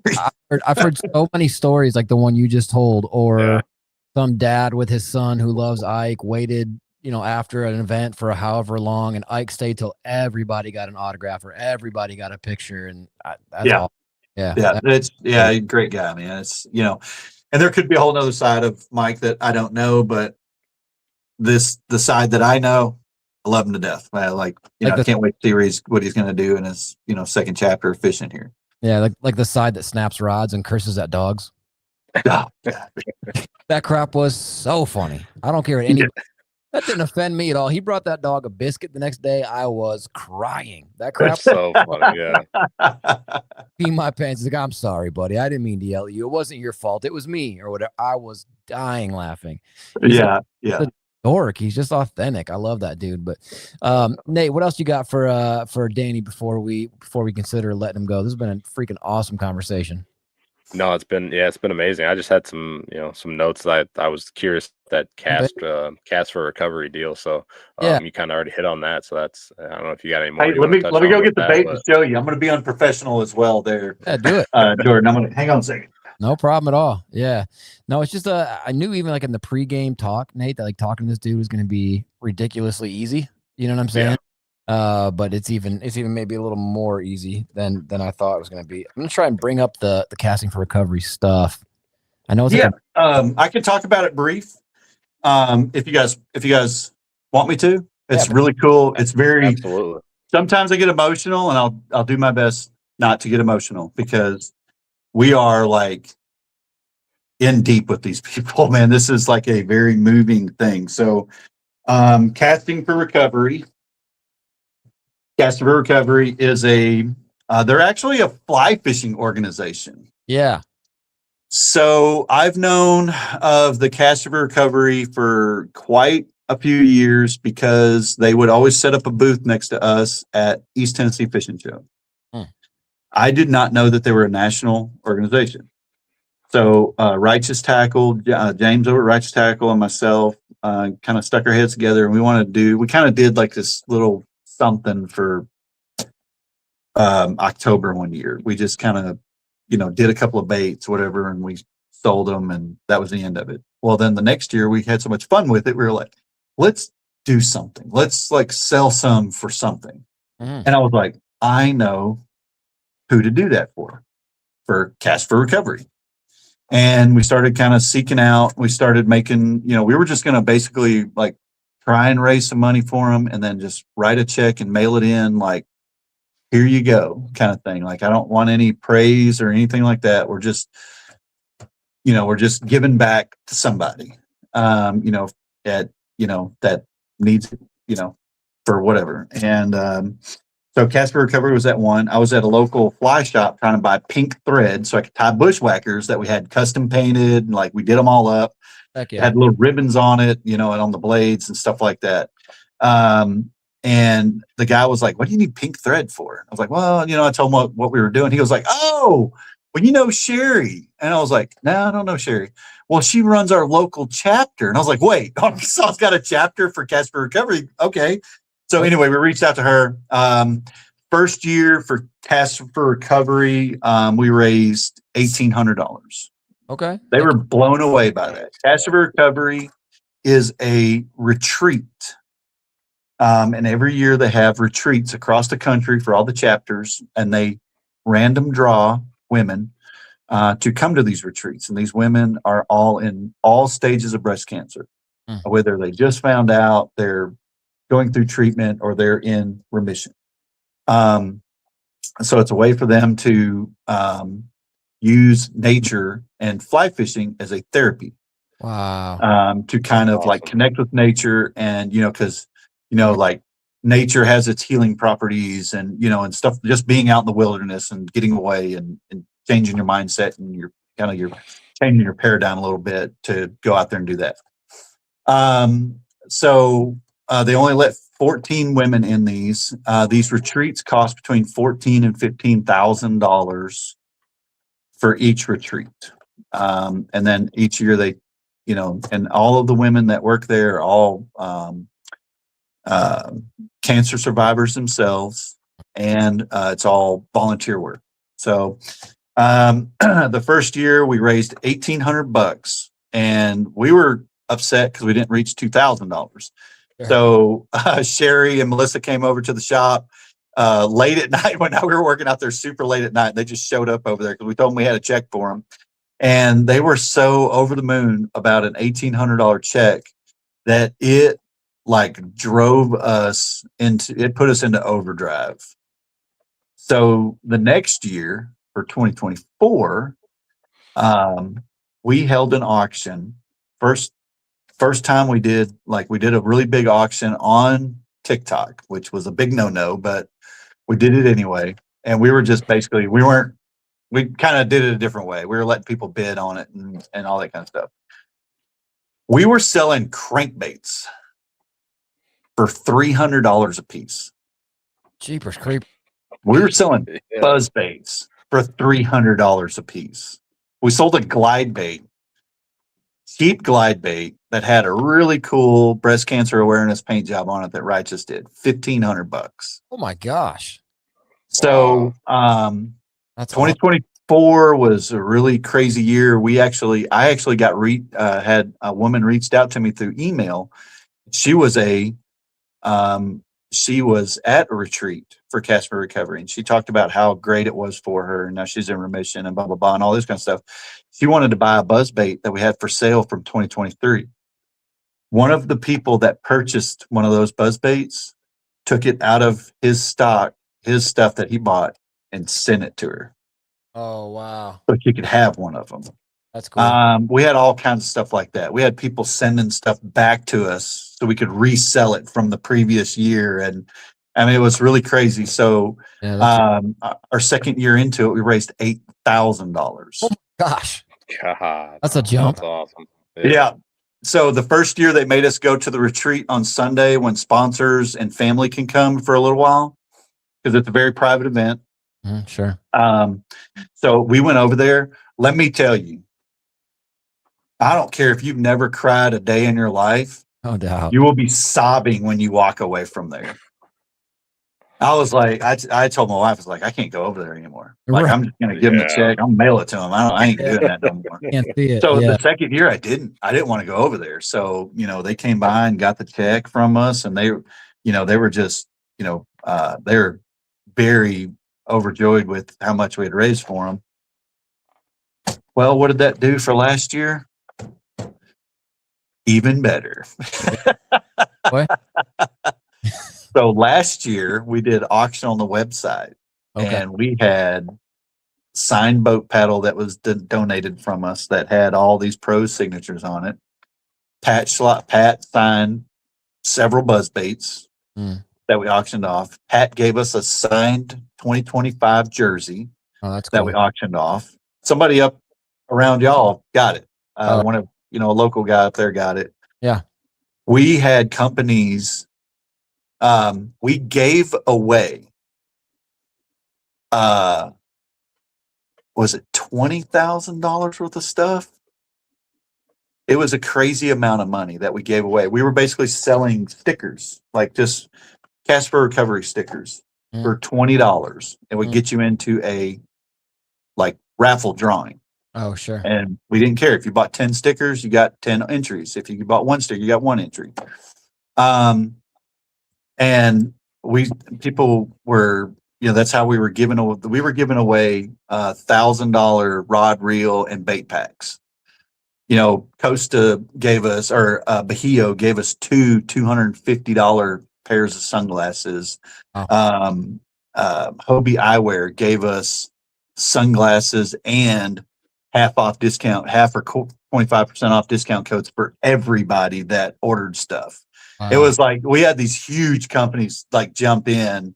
Good. And this year we've actually already had huge companies already contact. Hey, are you doing Casper Recovery again this year? Yes, we are. So our community is fantastic. There's a lot of nagging and bickering that goes along, between all these anglers. But when something like this comes along, everybody is one community. So this was an idea that we wanted to have. So we went to the classic with it, several shows. Yeah. We have some people like, I don't know if you know, like G-Man, KBD, Wow. Bernie Schultz. Yeah, I've heard of him. Oh, there's our favorite guy right there, Ike. Mike Iaconelli. Pat signed it. Stephen Browning. I mean, we've got the Japanese anglers on here. Randy Howell. We've got all kind. We've actually got influencers on here as well. Like all of the Bassmast Her crowd is on here. We've got some catfish anglers, some women catfish anglers. So this is going to get auctioned off later this year, and all of the money. We've had people try and buy it, and we told them what we'd sell it for. Silly and money. $3,000. We'll purchase this right now, and all the money will go to Cash for Recovery. Okay. So here's what we're going to do next year. Yeah. We're going to paint this bait up just like this. And for all the women, we want only breast cancer survivors to sign it. That's cool. And we want them to put the date that they rang the bell. Oh, dang. Heck yeah. And that's what this one's going to be. That's going to be for 2027. We thought about it a little late, and it was like, that would be so much more moving and better. Yeah, that's powerful. But anyway, that's one of the things we do. We get into cash for recovery. So actually the month of September, we pretty much stop advertising our business and only advertise cash for recovery for an entire month. So we cut into our sales to raise money for this organization. Awesome. Solely. So thanks for letting me share that. Yeah. No, that's awesome. Thanks for sharing. Yeah. So if somebody does want to bid on the stuff, it'll be at BrazaloCustomLures.com, or how does they just give us a follow our socials. You won't be able to miss it when we start talking about cash for recovery. It is all over the place. Okay. Right around 1st of July, we start getting stuff. We start getting donations from companies. We start hunting down the ones that said that they would, join in. And then all of the bait makers that donate to us, because a lot of these guys are giving us a lot of product for the size of their business. So we use it, we give them advertisement for it. So like if we had Jordan and Nate's Bait and Tackle, or Custom Baits, wants to give us 100 bags of soft plastics or 100 crankbaits to put in these boxes, we're going to make sure that you guys get as much social media coverage as possible, because we want everybody to know that you guys were part of this cash for recovery and that you guys are doing a good thing. And, there's their product, and check it out, go over and see them over at blah, blah, blah. So, that's another thing that we kind of incorporate all that with the cash for recovery stuff. Dude, that is awesome. That is really cool. That is rad. Yeah, it's cool to do something that's sort of fishing, but it's also so much bigger than fishing. You know what I mean? Yep. And I couldn't agree more. I couldn't agree more with the idea of the almost soul cleansing, cathartic nature of being outside, fishing, breathing fresh air, recovery, the way your physiological body works, your psychological body. I couldn't agree more. I think that's awesome. I think that's really cool.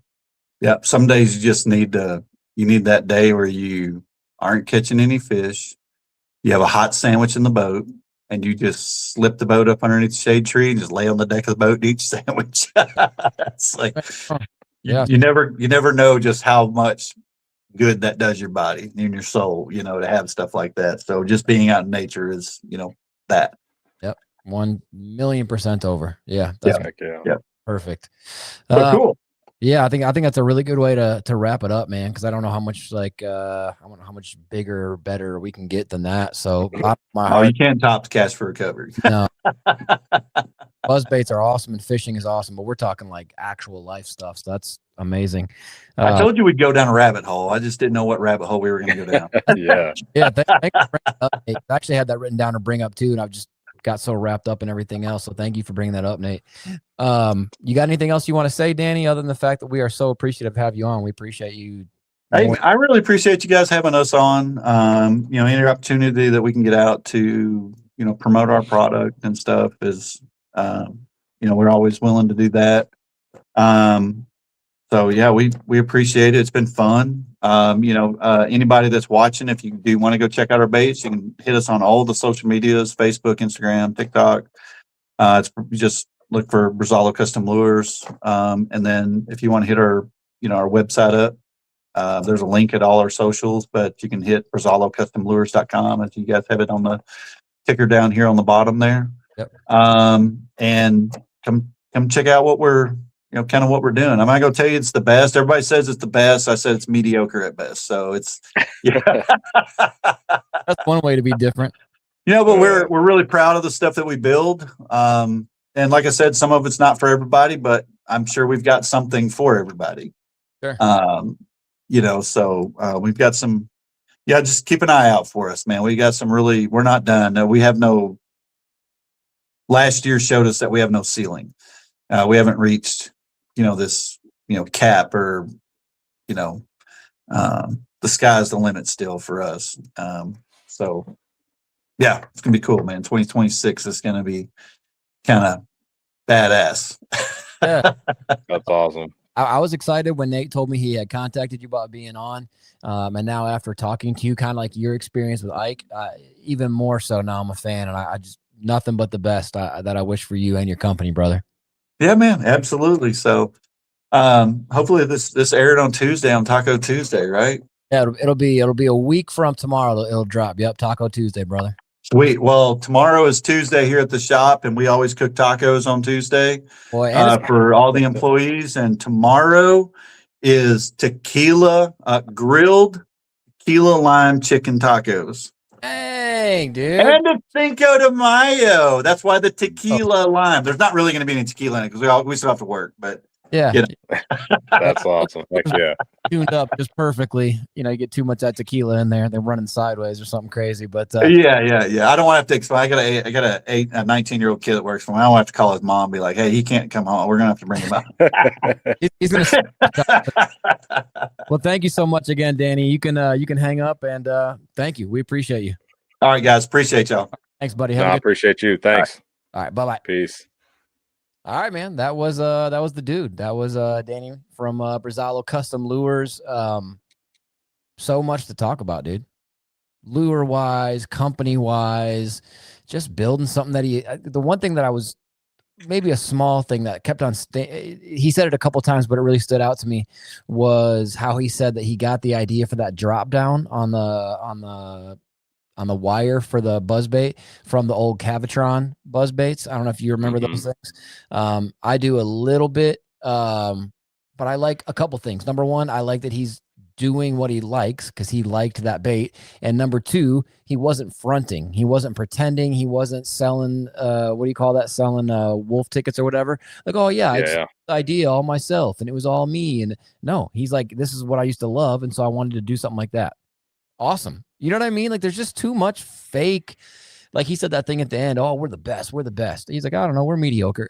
Like I love the authenticity and the passion and obviously they're killing it. Yeah, good for him, man. So make sure, like he said, look at, if you're on YouTube, check out the ticker at the bottom of the screen. Brazalo is Brazalo. B as in boy, Razalo. It's BrazaloCustomLures.com. They have merch on there and stickers and obviously all the stuff he was talking about. Like, if you were wondering what he was saying, it's wee, as in like, hey, he's a wee little man. Like WEE, Wee Whacker is like the compact. Again, that's the best thing I can relate it to. I don't know what you think, Nate, is like the Baby Jack or like the Mini Max. So it's a full ripping buzzbait, but it's just little. You know what I'm saying? Just compact version, and he's killing it with everything they're doing. It's impressive, impressive stuff to watch. And like I said, I've been following him on social for a while now, and kind of seeing the progression in baits and stuff they're posting. Man, it's fun. It was cool, and I've been wanting to reach out to him for a while, and I guess finally got the nerve up to hit him up and see if he'd be on, and he was totally down. So yeah, I love that, dude. And I mean, he really is. He's kind of like what he said Ike was to him. Like, Oh like yeah. he knew who he was. You looked up to him. You loved the stuff he's putting out. It's unique. It's himself. There's no fake, whatever. And then you have a conversation, and it's like, how could you not like this dude? How could you not like what he's doing, what he's about, how he is, the way he holds himself? He's a very likable human being. And so, yeah, that was awesome. Great conversation. And I'm going to put it back up on the screen one more time. If you're able, if you're wanting to, sadly, I hate to say this, what I'm about to say, but my guess is everybody under the sound of my voice right now, anybody who can hear me talking, probably knows somebody who's gone through cancer or breast cancer specifically. Even my mom. It's awful. Honestly, I'm so effing sick of hearing the word cancer. Oh yeah. Like when I hear, oh, so and so's uncle, whatever, I'm sick of it. I'm sick of freaking hearing that word, man. And so if you would be willing to donate, you can either jump on with Brazalo Custom Lures and what they have going, or you can actually go to the Casting for Recovery website, and there's right on the homepage, there's a donate button. And again, I fully believe in the idea of the healing element of nature. You know, I'm not trying to get all hippy dippy and weird and whatever, but like for me, especially like if it's not a derby, like fishing a tournament is awesome, but sometimes I get so locked in, and I'm sort of like that surreptitious competitive guy because I really want to like just kick everybody's brains in when I'm fishing. But at the ramp and at weigh-in, I'm like, hey, what's up, man? And I'm all friendly, and that's not fake, but I'm just not really like the big showy competitive guy. But anyway,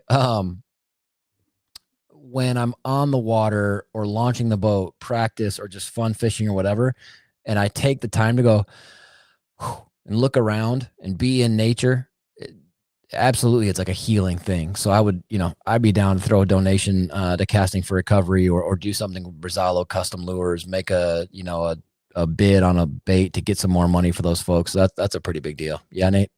No, it's awesome. Like you said, we all know somebody who's dealt with the C word as it is, or breast cancer specifically.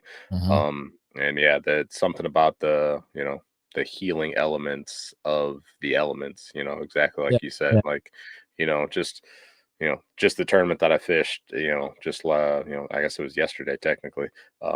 Running across the lake as the sun is coming up. It's raining, and I look over, and my son's smiling with his hat pulled down over his face.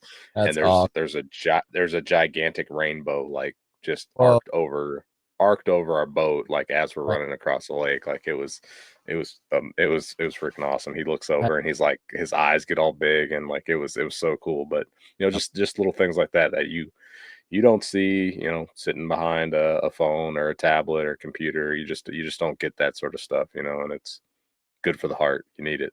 Yeah. Yeah.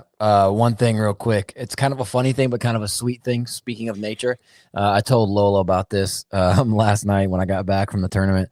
I came around a point, kind of a pretty like, I don't know how you'd say it. It wasn't rounded, like it was a pretty steep point, and I was hoping there's going to be more of that point carrying off into the water, and it wasn't really. It's just kind of a flat. There wasn't much there. Anyway, I came around the point, and when I did, there was I think it was a fawn. It didn't have dots, but it was pretty small. Or maybe it's just a really small doe. Like all four legs, I don't know why, all four legs were in the water, and its head was like in the water, drinking water, like kind of facing up a hill. You know what I'm saying? I don't know. I was positioned that way, but then and I'm on the trolling motor, and I had the trolling motor on like 3. So I'm not loud. I don't have any music going. I'm by myself. I'm kind of smooth, slowly coasting in towards this deer, and it looks up and sees me and tries to take off running and just runs into the hill, like face first. Like it like so go whap, and it just ran into this hill, and then on the hill it's just covered in leaves, and then it's like trying to get traction to run up the hill, and it couldn't figure it out, so it finally like ran sideways on the hill and then kind of just sort of slanted up it. But I was like, what just happened? Like, I'm not a grizzly bear. Like, I'm not gonna like attack you. Or like it was so scared that it ran into the hill and then was like and then like kind of ran. It was, I wish I had that on video. It was freaking hilarious. But even that's funny. though it's funny, nature is just, there's something different about it, dude. You don't see that being inside or whatever. Also, one thing I swear I will never get sick of when it comes to nature. Hopefully somebody can give me an amen on this somewhere. But I never get sick of seeing eagles. A big bald eagle swooping over the lake, especially when they're not moving. They're just and they're just coast. They get like they got in cruise control or something. That never gets old to me. No, yeah, they're awesome to watch. I'll give you that. Amen. They're really cool. Yeah, it's just fun. Yeah. Oh man, and I've seen so Yeah.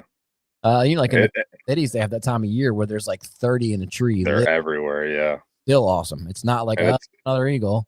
Yeah, you never drive by and say nothing. It's always, oh, look at that bald eagle. Yeah, you know. always so cool. Yeah. Yeah. Well, that'll do it, man. Let's wrap it up. BrazaloCustomLures.com. Please make sure to support somebody who is clearly a fish head. Oh, one other thing I wanted to say about Danny before we hop off that I really like was I felt like he was a really cool combination of intelligent, but also when it came to the buzzbaits, very like trial and error. Let's just sort of mess around and see what this does. Let's mess around and see what that does. Maybe that drops too long. Maybe that's not weedless enough. Okay, a 5/0 was getting hung on everything. A 3/0's too small. Let's try a 4/0. Let's crimp the the little clevis or whatever, like that little whatever. Let's not rivet. Thank you. Glass bead, brass bead. Put the tie around, because that's another little secret that a lot of guys do with buzz baits is either like a braided line around like the part where you put your line tie, or even dudes will do little rubber bands or whatever. I loved it. I loved all all of those trial and error, all of those mess around till it gets how you want it, led to the product he's putting out now. So it's not just some rush to market thing, and that means something to me as somebody who's going to buy fishing lures. Yeah, no, for sure. It's awesome. You get somebody that's stretching 200 feet of wire across the neighborhood in the middle of the night. That's cutting little like 8 inches at a time. Yeah, you gotta love his product for sure. That's so awesome. Yeah, that's amazing. But easy to say this on this one, but appreciate everybody for listening. Remember that positivity is worth the effort, and we'll catch you on the next one. Bye-bye. Peace.